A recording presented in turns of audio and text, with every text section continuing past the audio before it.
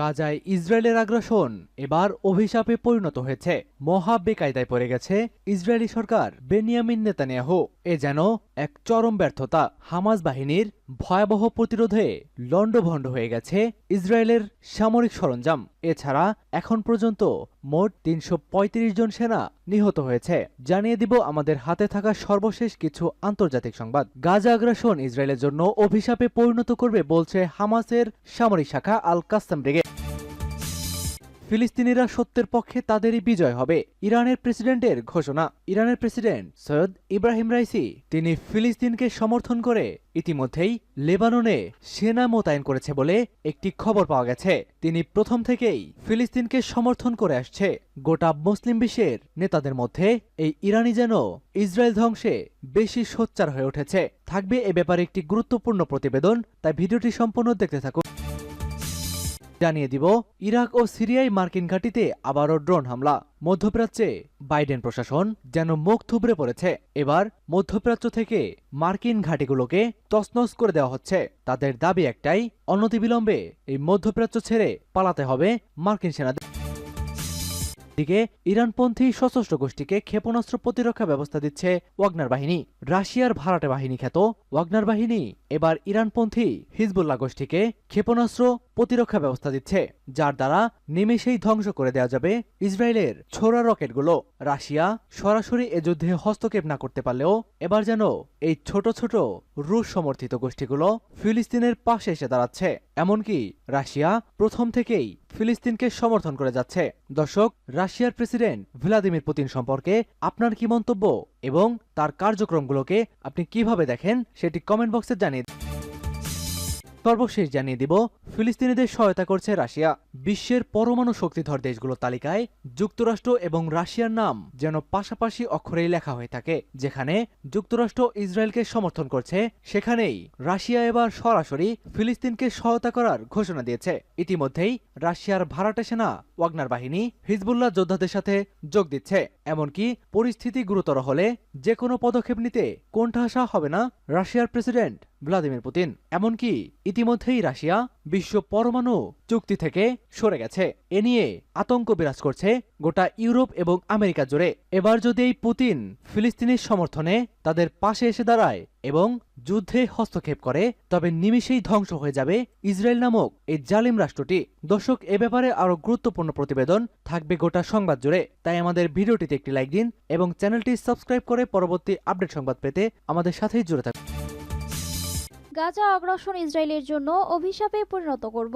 ফিলিস্তিনের ইসলামী প্রতিবাদ আন্দোলন হামাস অঙ্গীকার ব্যক্ত করে বলেছেন, ইহুদিবাদী ইসরায়েল গাজা উপত্যকায় যে বর্বর আগ্রাসন চালাচ্ছে তা তেল আবিবের জন্য অভিশাপে পরিণত করা হবে। হামাসের সামরিক শাখা আল কাসাম ব্রিগেডের মুখপাত্র আবু উবাইদা বৃহস্পতিবার এক অডিও বার্তায় এই অঙ্গীকার ব্যক্ত করেন। তিনি বলেন, গাজায় অব্যাহত ইসরায়েলি আগ্রাসন তেল আবিবের জন্য বিপর্যয়কর পরিণতি ডেকে আনবে।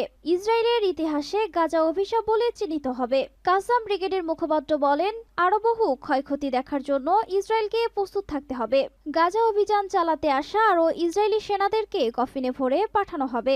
গত মঙ্গলবার থেকে ইসরায়েলের সামরিক বাহিনী গাজায় স্থলাভিযান চালানোর চেষ্টা করছে, তবে তাদের সেসব প্রচেষ্টাকে শক্তভাবে রুখে দিয়েছে গাজার প্রতিরোধ যোদ্ধারা। তাদের হামলায় এ পর্যন্ত ইসরায়েলের অন্তত 23 সেনা নিহত ও 6টি ট্যাঙ্ক সহ 10টি সামরিক ধ্বংস হয়েছে। নিহত সেনার মধ্যে একজন লেফটেন্যান্ট কর্নেল রয়েছে, সূত্র পার্স টুডে।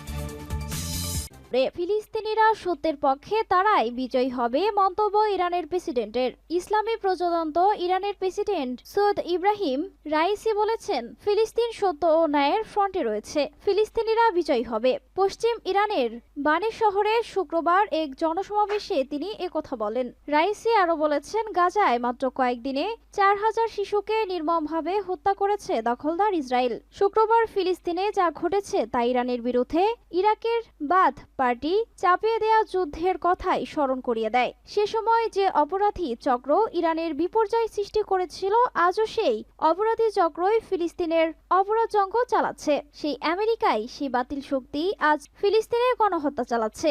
ইরানের প্রেসিডেন্ট বলেন, সে সময় যদি ইরানের হামলার জন্য অপরাধী সাদ্দাম, আমেরিকা ও ইউরোপের দেশগুলোর বিচার করা হতো, তাহলে আজ তারা ফিলিস্তিনিদের সবকিছু কেড়ে নেয়ার সাহস পেত না। গাজায় ইসরায়েলি হামলায় এ পর্যন্ত 9,000-এর বেশি ফিলিস্তিনি শহীদ হয়েছেন। সেখানকার ঘরবাড়ি, হাসপাতাল ও শরণার্থী শিবির মাটির সঙ্গে মিশিয়ে দিচ্ছে দখলদার ইসরায়েল। সূত্র পার্স টুডে। ইসরায়েল থেকে রাষ্ট্রদূত প্রত্যাহার, বাহরাইনের বিমান চলাচল স্থগিত। ফিলিস্তিনের অবরুদ্ধ গাজা উপত্যকায় ইসরায়েলের যুদ্ধের জেরে জনরোষের মুখে দেশটির সঙ্গে সম্পর্ক নিয়ে নতুন করে চিন্তাভাবনা করছে আরব দেশগুলো। এই যুদ্ধ শুরুর পরপরই একসময় তেল আবিবের সঙ্গে সম্পর্ক স্বাভাবিক করা দেশগুলো ইসরায়েলের সঙ্গে কূটনৈতিক টানাপোড়েনে জড়িয়ে গেছে। এবার এই তালিকায় নাম লেখালো বাহরাইন। খবর আল জাজিরার। অবরুদ্ধ গাজায় নির্বিচারে ইসরায়েলি বোমাবর্ষণের প্রতিবাদে ইসরায়েল থেকে নিজ দেশের রাষ্ট্রদূতকে প্রত্যাহার করেছে বাহরাইন। বিষয়টি বাহরাইন সরকার নিশ্চিত করেছে বলে জানিয়েছে সংবাদ মাধ্যম আল জাজিরা। গতকাল বৃহস্পতিবার এক প্রতিবেদনে বাহরাইনের সংসদের নিম্নকক্ষ জানায়, তাদের দেশ ইসরায়েলে নিযুক্ত রাষ্ট্রদূতকে প্রত্যাহার করেছে এবং মানাময় নিযুক্ত ইসরায়েলের রাষ্ট্রদূত কিছুক্ষণ আগেই বাহরাইন ত্যাগ করেছেন। সংসদের এমন বিবৃতির পরপরই সরকারের তরফ থেকে বিষয়টি নিশ্চিত করা হয়েছে। ইরাক ও সিরিয়ায় মার্কিন ঘাঁটিতে আবারও ড্রোন হামলা। গাজায় ইসরায়েলি গণহত্যা বন্ধের দাবিতে ইরাক ও সিরিয়ায় মার্কিন ঘাঁটিতে শুক্রবার আবারও ড্রোন হামলা চালিয়েছে ইরাকের প্রতিরোধ সংগ্রামীরা।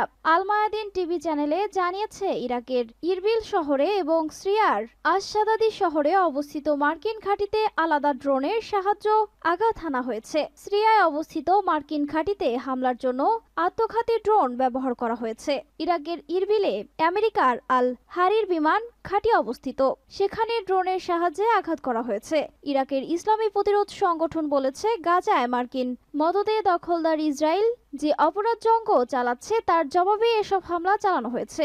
এর আগে গতকাল ইরাকি ইসলামী প্রতিরোধ সংগঠন জানিয়েছে, তারা ডেড সি উপকূলে ইসরায়েলের একটি গুরুত্বপূর্ণ স্থাপনায় হামলা চালিয়েছে। এর ফলে ইসরায়েলের ক্ষয়ক্ষতি হয়েছে বলে তারা দাবি করেছে। আগামীতে ইসরায়েলি অবস্থানে আরও হামলা চালানো হবে বলে জানান তারা। ইসরায়েল অসহায়, বিভ্রান্ত বলছে ইরান।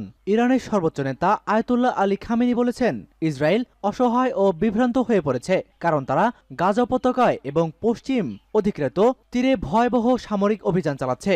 শুক্রবার সকালে গণমাধ্যম এক্সে পোস্ট করা একটি বিবৃতিতে খামেনি ইসরায়েলিদের উদ্দেশ্যে বলেছেন, হামাসের হাতে বন্দী থাকা নিয়ে উদ্বেগ প্রকাশের সময় তাদের সরকার মিথ্যা কথা বলেছে। সেখানে বন্দীদের রাখা হতে পারে, সেখানেও তারা গোলাবর্ষণ করেছে। তিনি যোগ করেন, যুক্তরাষ্ট্রের সমর্থন ছাড়া ইসরায়েল কিছুদিনের মধ্যেই চুপ হয়ে যাবে। ইরানকে মধ্যপ্রাচ্য তাদের 1 নম্বর হুমকি বলে মনে করে ইসরায়েল, কেননা ইরান হামাস এবং হিজবুল্লাহ সহ মধ্যপ্রাচ্যের বিভিন্ন মুক্তিকামী সংগঠনকে সমর্থন করে। সূত্র আল জাজিরা।